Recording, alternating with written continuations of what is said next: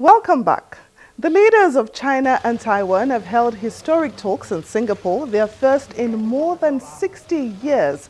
Chinese President Xi Jinping and Taiwan's President Ma Ying-jeou shook hands at the start of the talks, which were seen as largely symbolic.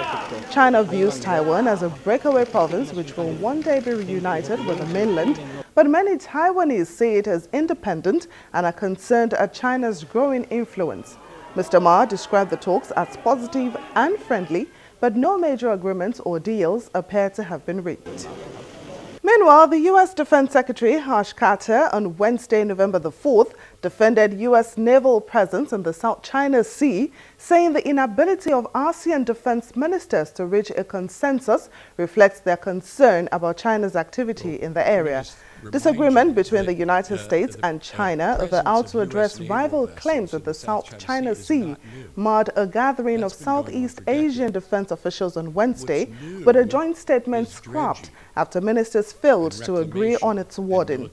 The meeting came just a week after a U.S. warship challenged territorial limits around one of China's man-made islands in the Spratly archipelago with a so-called freedom of navigation patrol.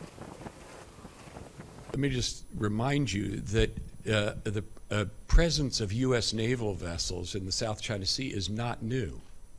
That's been going on for decades. What's new is dredging and reclamation and militarization. That's what's new this year, is the scale of reclamation and militarization. U.S. operations, naval operations in the South China Sea is not new. In Central Europe, after severe protests erupted in the Romanian capital Bucharest over a nightclub fire that left 32 people dead, Prime Minister Victor Ponta resigned. Demonstrators called for Mr. Ponta to step down, complaining of government corruption and poor safety supervision.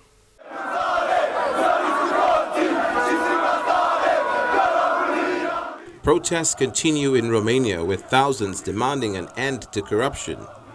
Former Prime Minister Victor Ponta, who faces a corruption trial, unexpectedly quit last Wednesday after tens of thousands of protesters took to the streets.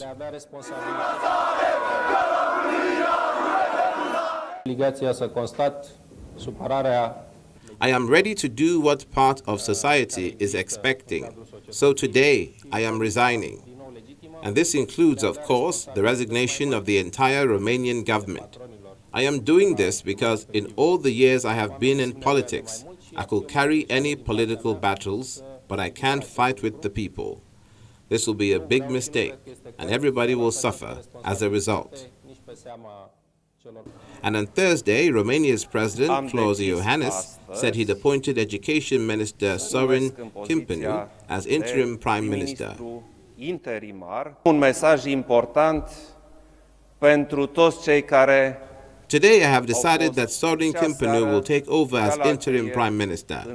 I have an important message for those who have been on the streets yesterday and today and the day before yesterday. I have seen you, I have heard you, and I will consider your requests. Parallel to the countrywide protests, hundreds of people marched in silence in Bucharest towards the Collective nightclub, where 32 people died and nearly 200 were injured on October the 30th after fireworks used indoors at a concert set non-fireproof insulation foam ablaze, triggering a stampede. Anti-corruption prosecutors say they've opened a criminal investigation against the mayor of the city, where the club was located. He resigned in the wake of the protests. Still to come on Diplomatic Channel, Nigeria's President Muhammadu Buhari hosts a two-day retreat for incoming ministers at the presidential villa in Abuja. Please stay with us for details.